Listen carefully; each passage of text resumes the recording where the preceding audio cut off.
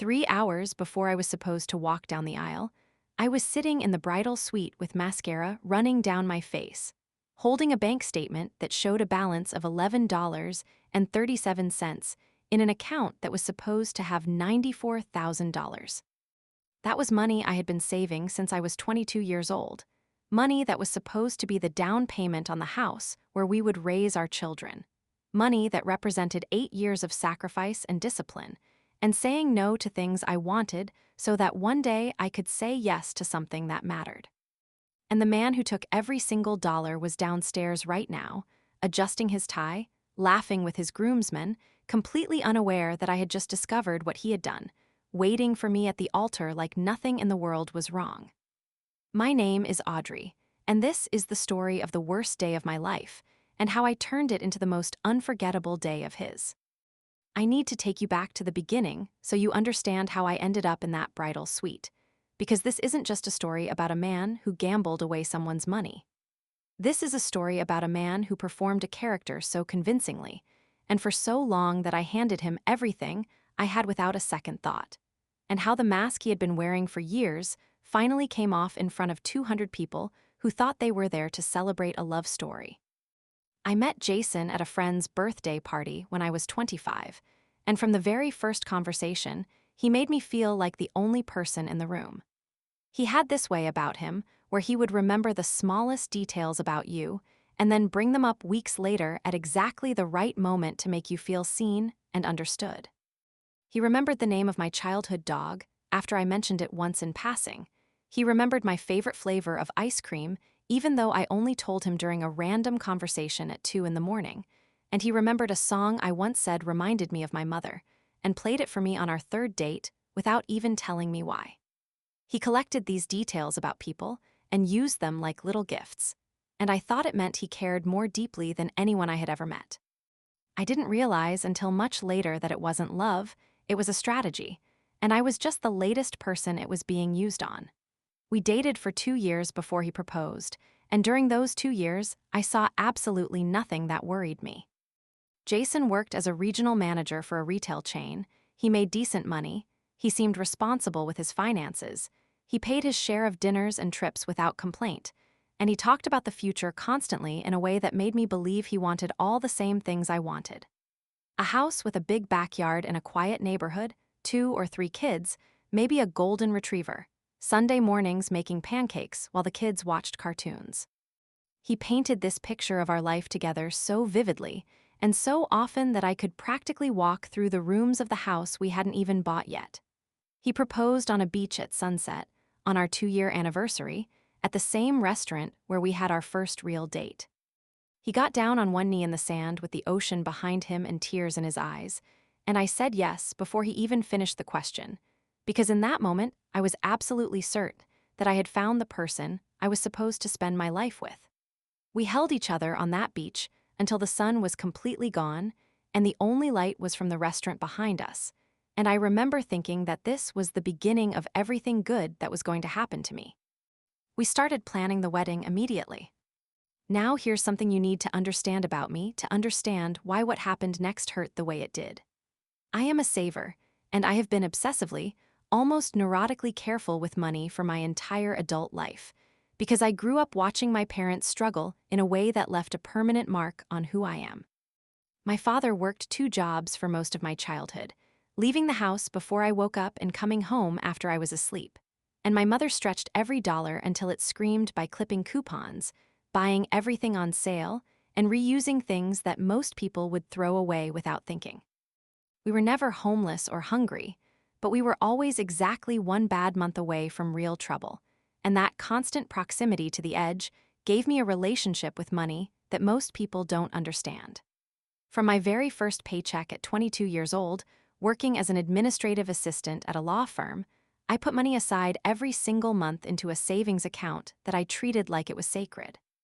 I never missed a month in 8 years, not once, not even when I wanted a new car, not even when my friends were going on trips I couldn't afford, not even when there were sales on things I desperately wanted.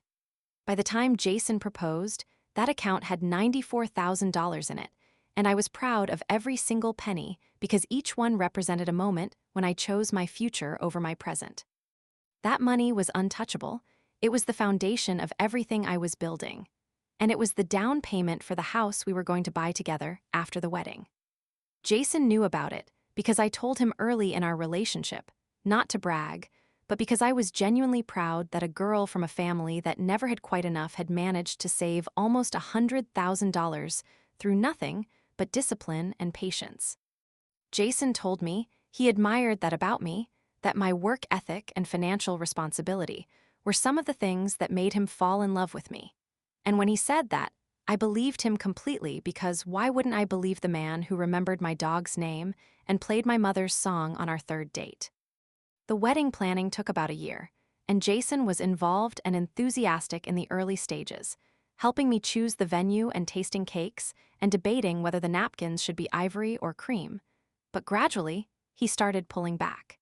He said work was getting more stressful, that his regional manager position was demanding more travel and longer hours, and he started coming home later in the evenings with a tiredness that seemed deeper than just physical exhaustion. Sometimes he would be distracted during dinner, checking his phone under the table when he thought I wasn't looking, and occasionally he would snap at me over something small and then apologize immediately, blaming the pressure at work. I attributed all of it to the combination of job stress and wedding planning anxiety. Because every couple goes through rough patches during the engagement, every relationship gets tested when you're spending thousands of dollars and making hundreds of decisions about flowers and seating charts and menu options. That's what I told myself, and I genuinely believed it was true. Looking back now, the signs were there the entire time, they're always there. But we choose not to see them because truly seeing them would mean accepting something we aren't ready to accept, and the human mind is remarkably talented at constructing explanations for things it doesn't want to examine too closely. About 4 months before the wedding, Jason asked me something that should have triggered every alarm in my head, but didn't trigger a single one. He asked if he could be added to my savings account, and he framed it so reasonably that it never even occurred to me to question it. He said it made practical sense since we were about to be married and would be merging our finances anyway, that it would make the house purchase process smoother if both of our names were already on the account, and that his financial advisor had actually recommended it as a standard pre-marriage step. The way he presented it made saying no feel almost paranoid, like I would be insulting him by suggesting I didn't trust the man I was about to pledge my life to in front of everyone we loved. So I said yes without hesitating, without asking follow-up questions, without thinking about it for more than 5 minutes, because this was the man who cried on a beach when he asked me to marry him, the man who remembered every small detail about my life and used them to make me feel cherished, the man I had chosen above all other men on earth. Of course, I added him to the account. Of course, I did. That was the moment everything became possible, the moment I unknowingly handed him the key to everything I had spent 8 years building, and I did it with a smile because I thought it was an act of love. The 4 months between that conversation and the wedding passed in a blur of normal life, or what I believed was normal life. Jason was busy with work, I was busy with the final stages of wedding planning, and we were both consumed by the logistics of finalizing the venue, the catering, the flowers, the DJ, the photographer, the seating chart for 200 guests that included my entire family, his entire family, college friends, work colleagues, and a handful of people neither of us really wanted to invite but couldn't leave out without causing drama. It was the biggest and most expensive event either of us had ever planned, and the sheer volume of decisions and deadlines was enough to explain any stress or distraction. During those 4 months, I didn't check the savings account, and I know that sounds crazy in hindsight, but at the time it made perfect sense. I had been watching that account grow slowly and steadily for 8 years, like watching a tree grow, and you don't dig up a tree every week to check if the roots are still there. You trust the process, you trust that what you planted is still growing, and you trust that it will be there when you need it. That trust was the most expensive mistake I have ever made. On the morning of what was supposed to be my wedding day, I woke up at my parents' house feeling genuinely happy for the first time in weeks. My mother made me eggs and toast, which is what she always made me on important days, going back to my first day of kindergarten. And my sister came over early to help me with my hair, because she was the only person I trusted not to make it look like a helmet. My 4 bridesmaids arrived around 10, carrying garment bags and makeup cases and enough hairspray to damage the ozone layer. And the house was filled with the kind of chaotic, joyful energy that only exists on the morning of a wedding. The ceremony was scheduled for 4 in the afternoon, so we had the whole day to get ready, to take photos, to drink champagne, and to enjoy every minute of what was supposed to be the happiest day of my life. At around 1 in the afternoon, while my bridesmaids were doing their makeup in the bathroom and arguing about whether the playlist needed more Beyoncé, I got a notification on my phone that changed everything. It was from my bank, an automatic alert that I had set up years ago to notify me whenever the savings account balance dropped below $1,000. I had set that alert as a safety measure when I first opened the account, and in 8 years, it had never once gone off because the balance had never come anywhere close to that threshold. I stared at the notification on my screen and read it 3 times because my brain refused to process what it was saying. Account balance, $11.37. My first thought was that it had to be a mistake, some kind of system glitch or maintenance error or incorrect notification, because there was absolutely no scenario in my mind where that account could have less than $90,000 in it. I opened my banking app with fingers that were already starting to tremble, logged in, navigated to the savings account, and watched the screen load with the kind of dread you feel when you already know what's coming, but you need to see it to believe it. Transaction after transaction after transaction filled the screen. Withdrawals, transfers, cash advances, ATM pulls, online transactions, going back exactly 4 months to the week that Jason was added to the account. The early ones were relatively small, almost tentative, as if he was testing the waters, $200 here, $300 there, $500 on a Tuesday afternoon. But as the weeks went on, they got bigger and more frequent, $2,000 in a single day, $5,000 the following week, $8,000 transferred to something called an online entertainment platform, which I would later learn was a sports betting website. The largest single withdrawal was $14,000, taken out just 3 weeks earlier on a Wednesday afternoon while I was at a dress fitting with my mother, standing on a pedestal in front of a mirror, making sure the hem was the right length, completely unaware that at that exact moment, $14,000 of my future was disappearing into a slot machine in Jason's pocket. $94,000, gone in dozens of transactions spread across 4 months, and every single one of them was authorized by Jason. I dropped my phone onto the carpet, and the sound it made when it hit the floor was the loudest thing I had ever heard, even though it was barely a thud. My maid of honor, Sarah, who has been my best friend since we were 14 years old and who knows my face better than almost anyone alive, looked up from across the room and immediately knew that something was deeply and fundamentally wrong. She walked over, picked up my phone, looked at the screen, and said a word that I won't repeat here, but that perfectly captured the situation. Then she knelt down in front of me and said, "Audrey, what is this? Where did this money go?" I couldn't speak, and I mean that literally, not as an expression, but as a physical reality, because my brain was trying to process information that contradicted everything I believed about my life, and it kept crashing like a computer trying to run a program it wasn't designed for. Jason wouldn't do this. That was the thought that kept looping, because Jason loved me. Jason cried on a beach. Jason remembered my dog's name and my mother's song and my favorite ice cream flavor. Jason was the man I had chosen and trusted and built a future with, and this could not be happening because if this was happening, then nothing I believed about my own life was true. Sarah grabbed my shoulders firmly but gently and said, "Audrey, look at me right now. I need you to tell me about this account and where this money went, because we need to figure this out before you walk down that aisle." So I told her everything about the savings account and the $94,000, and adding Jason's name 4 months ago and the cascade of transactions that had bled the account dry while I was busy planning a wedding to the man who was robbing me. Sarah's face went through what I can only describe as about 6 different emotions in 3 seconds: shock and confusion and horror and fury and sadness, and then finally something hard and calm, the kind of calm that settles over a person right before they do something decisive and irreversible.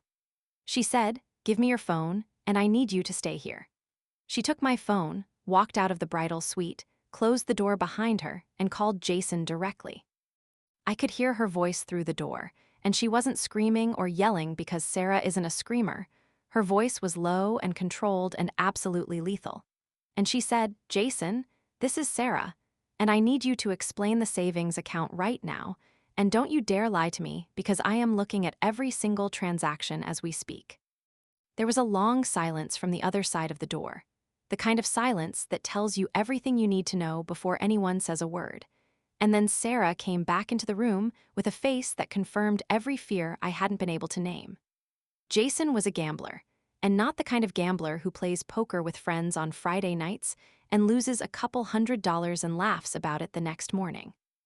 Jason was a real gambler, the kind that the clinical world calls a pathological gambling addict, the kind that builds an entire secret infrastructure of addiction beneath the surface of a normal-looking life.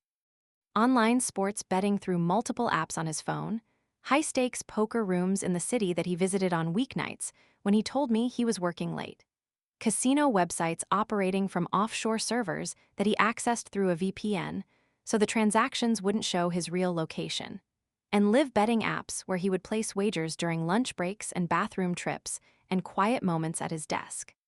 He had been gambling in secret for over 2 years, long before he proposed to me, long before I ever noticed anything was wrong, long before the distraction and the late nights and the irritability that I had so conveniently attributed to work stress. He had burned through his own savings first, every dollar he had, and when that was gone, he had opened 3 credit cards that I never knew existed and maxed out every one of them, accumulating over $30,000 in debt that was hidden from me completely. And when the credit cards were maxed, and the debt collectors were calling, and he had absolutely nothing left of his own to feed the addiction, that is when he asked to be added to my savings account. And that is when I finally understood why he proposed when he did, because the timing wasn't romantic, and it wasn't about love. It was strategic.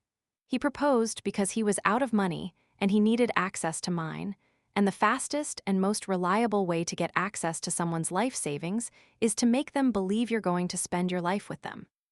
The beach, the sunset, the tears, the ring, all of it was a carefully constructed performance designed to position himself close enough to my money to take it without me noticing, until it was too late. Over 4 months, he had fed $94,000 into machines and apps and websites that gave nothing back, placing online poker bets at 3 in the morning while I slept beside him, making sports wagers from the bathroom during our engagement party, transferring thousands of dollars to offshore gambling sites from his phone while sitting across from me on the couch as I showed him fabric swatches for the wedding decorations. He gambled while I read him menu options for the reception dinner. He gambled while I talked excitedly about the backyard we were going to have and the dog we were going to adopt.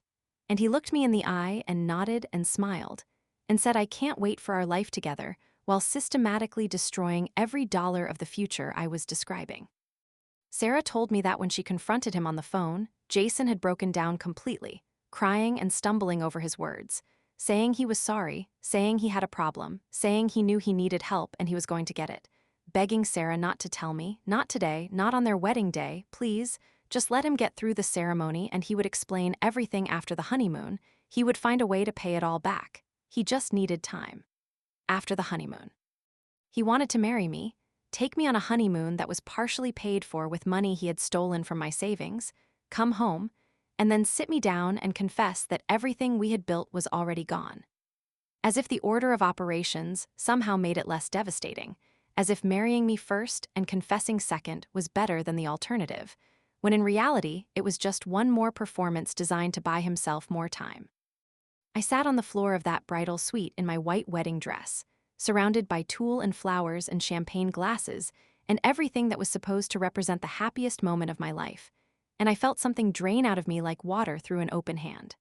The love, the trust, the future I had been imagining for 2 years, the house and the backyard and the dog and the Sunday morning pancakes, all of it just emptied out of me and left behind a hollow space that felt enormous and cold.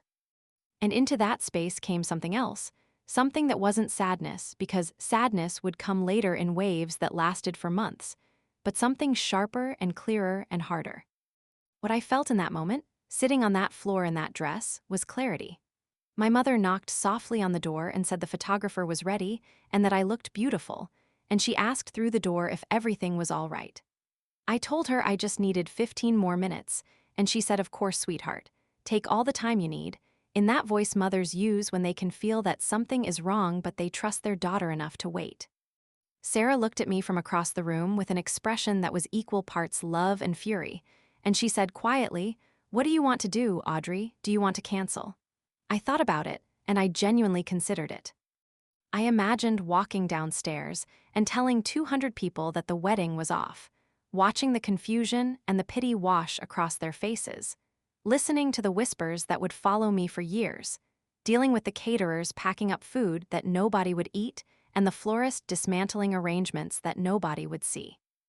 And I imagined Jason, crying publicly, making himself the victim, telling everyone that he had a gambling addiction and he needed help and support. And I knew with absolute certainty that half of the people in that room would feel sorry for him, that he would walk away from this disaster with sympathy and understanding, and maybe even admiration for being brave enough to admit his problem. And I would walk away as the woman whose wedding fell apart, the woman people whispered about, the woman who couldn't hold it together on the most important day of her life. No, absolutely not. I looked at Sarah and said, very calmly, "I'm not canceling anything. I'm going down there and I'm going to walk down that aisle and I'm going to show every single person in that room exactly who Jason really is. Not the version of Jason they think they know, not the charming man who remembers everyone's birthday and always has the perfect thing to say, but the real Jason, the one who gambles away his fiancée's life savings and then stands at an altar and smiles about it." Sarah stared at me for a long moment, searching my face for any sign that I was panicking or not thinking clearly. And when she didn't find any, she nodded slowly and said, "Tell me exactly what you need and I'll make it happen." I needed 30 minutes and a printer.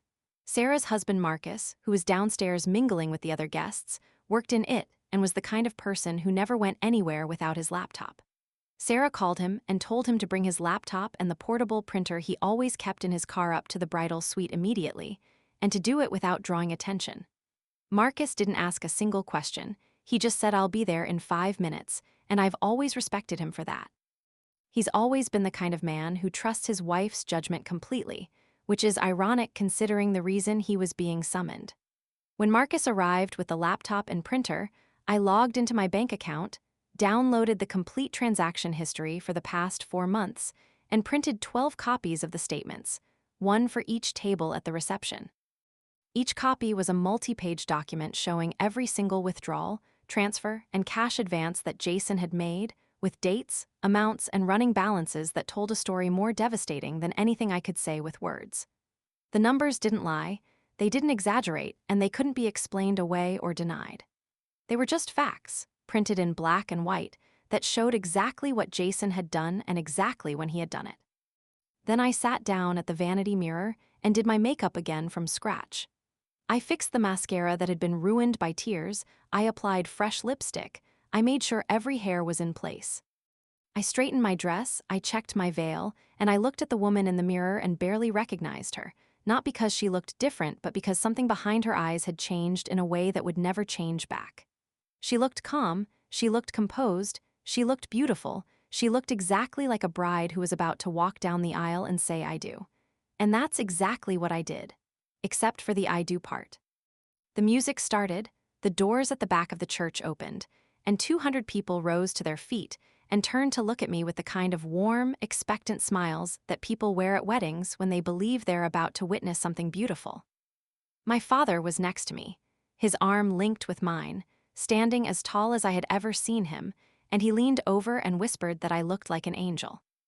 I squeezed his hand, took my first step onto that aisle, and started walking toward the man who had stolen everything from me. The aisle felt 3 times longer than it had during the rehearsal, and with every step, I could feel the eyes of 200 people on my back and the weight of what I was about to do pressing on my chest like a physical force. I could see Jason at the other end, standing at the altar in his dark suit, smiling that perfect rehearsed smile that I now understood was not a smile at all but a mask, the same mask he had been wearing since the night we met. According to Sarah, he had been crying earlier on the phone, broken and desperate, but now he was performing again, standing tall and confident and handsome, playing the role of the loving and devoted groom in front of everyone who mattered, and I thought to myself with a calm that surprised even me, this is what he does, this is who he performs. The proposal on the beach was a performance. The tears when I said yes were a performance. The interest in my childhood dog and my mother's song, and my favorite ice cream flavor, was a performance. The entire relationship, from the very first conversation at that birthday party, was a performance.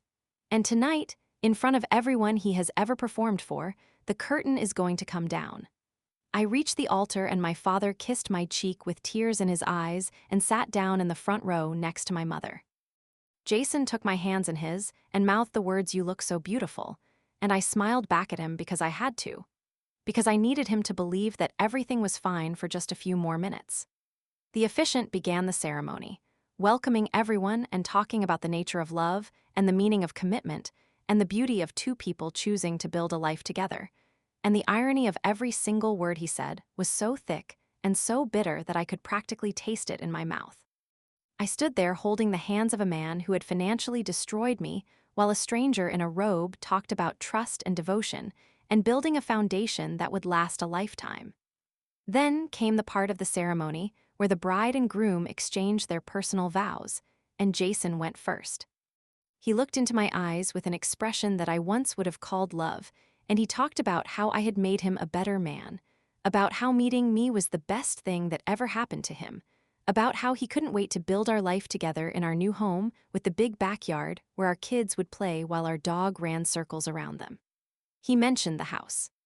He stood there in front of 200 people and talked about buying a house with money that he had already gambled away, that was already gone, that existed now only as numbers on a bank statement that was sitting in a folder behind my back. I watched his mouth move and I felt absolutely nothing, not anger, not sadness, just a vast and terrible emptiness where love used to be. Then it was my turn. I let go of Jason's hands and took a single step backward. I reached behind me to where Sarah was standing, and she placed the folder in my hand with a squeeze that said, "I'm right here." I turned back to face the guests, and I could feel the confusion begin to ripple through the room like a stone dropped in still water, because a bride stepping away from the groom during the vow exchange is not something anyone expects to see. Jason's smile flickered for the first time, the tiniest crack in the performance, and I saw his eyes drop to the folder in my hands and then come back up to my face with a question that he already knew the answer to. I said, in a voice that was steady and clear and carried to every corner of that church, "Before I say my vows, I want everyone in this room to know the truth about the man I was about to marry." The room went absolutely silent, not the comfortable, reverent silence of a ceremony, but the sharp and dangerous silence of 200 people collectively realizing that something is about to happen that cannot be undone. I opened the folder and I told them everything.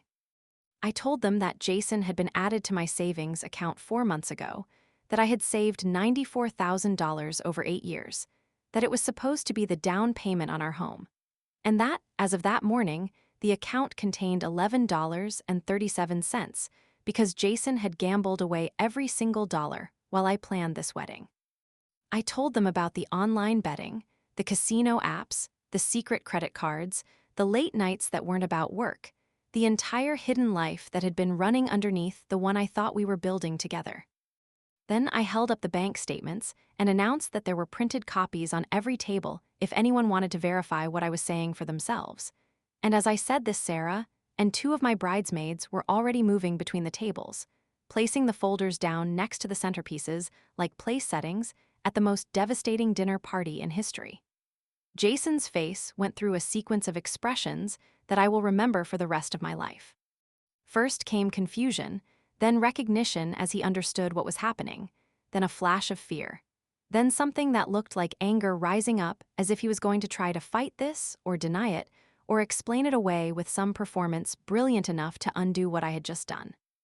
But then he made the mistake of looking around the room, and what he saw in those 200 faces, his parents, my parents, our friends, our coworkers, our families, all of them staring at him while holding printed proof of every dollar he had stolen. All of that anger just collapsed into something small and broken, and he stood there at the altar with his arms hanging loose at his sides and his mouth slightly open and absolutely nothing left to say. The performance was finally over. There was nothing left to perform. His mother was the first person to move.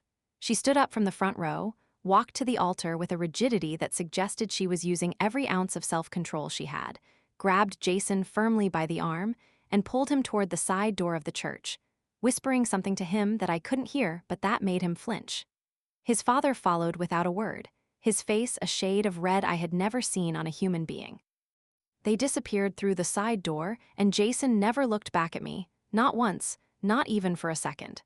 I turned back to the guests, and the scene in front of me was unlike anything I had ever witnessed. Some people were crying quietly, some were reading through the bank statements with expressions of disbelief. Some were just sitting completely still with their mouths open. And my father was standing up in the front row, looking like a man who was torn between wanting to wrap his daughter in a hug and wanting to follow Jason through that side door and do something that would result in a very different kind of ceremony. I said, and my voice cracked just slightly for the first time, "I'm sorry that you all got dressed up and came here for nothing. But I thought you deserved to know the truth about the man you were here to celebrate. There will not be a wedding today, but the caterer has already been paid, and I refuse to let good food go to waste, so if anyone would like to stay for dinner, you are more than welcome." About 150 people stayed, and what followed was the strangest and most unexpectedly beautiful dinner party I have ever been part of. People came up to me one by one and hugged me without saying anything, because sometimes a hug says more than words ever could.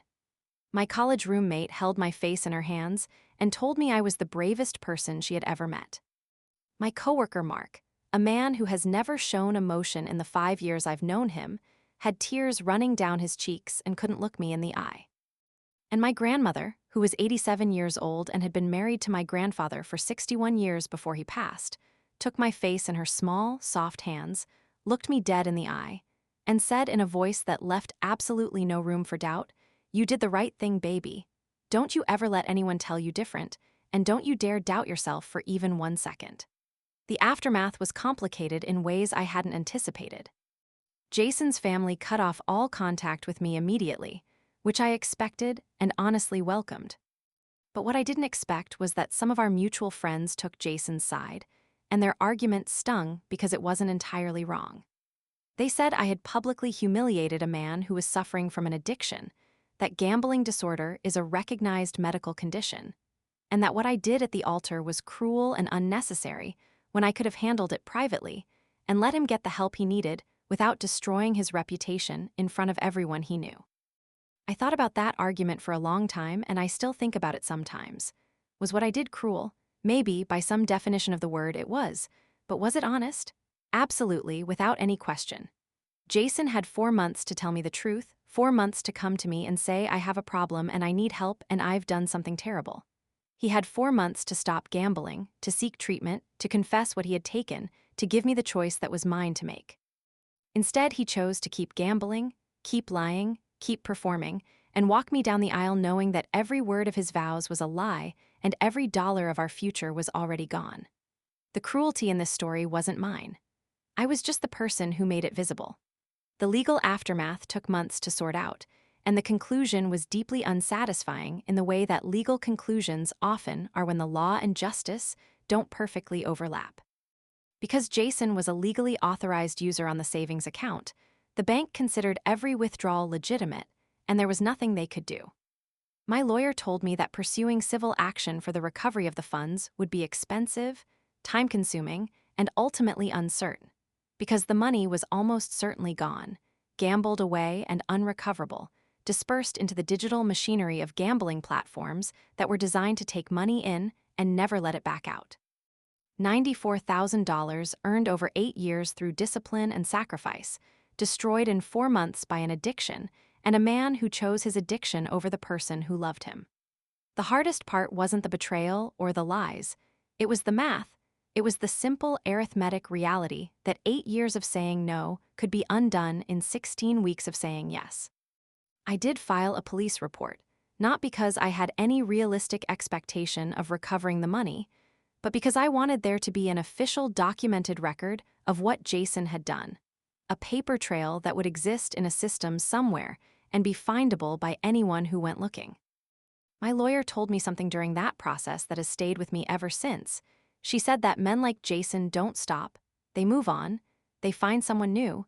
They begin the performance again from the beginning with fresh material and a new audience. And the next woman he targets deserves to be able to find a record of what happened to me before she makes the same mistake.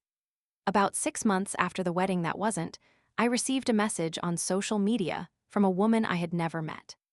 Her name was Danielle, and she told me that she had recently started dating a man named Jason, and that a friend of a friend who had been at my wedding had told her the story of what happened at the altar, and she wanted to know if any of it was true. I told her everything. I sent her copies of the bank statements and the police report number, and I told her that I wasn't trying to control her decisions or tell her what to do, but that I believed she deserved to have all of the information before deciding how to proceed with someone who had a documented history of doing exactly what I was describing. Danielle stopped responding after that, and I assumed she had either decided I was bitter and exaggerating or had confronted Jason and was dealing with whatever came next. But 3 weeks later, she sent me one final message, and it contained only 2 words followed by a period. It said, "Thank you." And then in a second message she added, "He told me he had never been engaged before, he told me he didn't gamble, he told me a lot of things that I now know aren't true." Jason's cycle broke with Danielle, at least. Whether he found someone else after her, whether he's out there right now at some party memorizing a new woman's favorite song and filing away the name of her childhood pet and rehearsing a new proposal on a new beach, I honestly don't know. But I know that at least one woman was saved from what happened to me because I chose to tell the truth instead of staying silent. And on the days when I question whether what I did at that altar was right or wrong, that knowledge is enough. It's been 2 years since the wedding that never happened, and I've rebuilt about a third of my savings. The process is painfully slow, and every deposit into that account carries the ghost of what used to be there and what was taken. But I keep going because that's what I've always done, and it's the one thing about me that no one, not Jason, not anyone, has ever been able to take away. I save, I build, I show up, and I don't quit. I went on a date last month, the first date I've been on in 2 years, and he was nice. Normal, a little nervous in the way that people are nervous on first dates when they actually care about making a good impression. He asked me what I did for fun, and I told him I liked hiking and reading, which is true, and I didn't tell him about Jason, which might always be true. I haven't decided yet. But when the check came and he reached for his wallet, I watched his hands. I watched the way he handled his credit card, the way he signed the receipt, the way he put his wallet back in his pocket. I was watching for signs, for any indication that something beneath the surface wasn't what it appeared to be, and I hate that I do that now. I hate that Jason turned me into a person who watches hands and looks for cracks and wonders whether kindness is real or performed. But I'd rather watch hands than lose everything again. My mother told me something a few weeks after the non-wedding that I carry with me everywhere, and I want to share it with you because maybe you need to hear it too.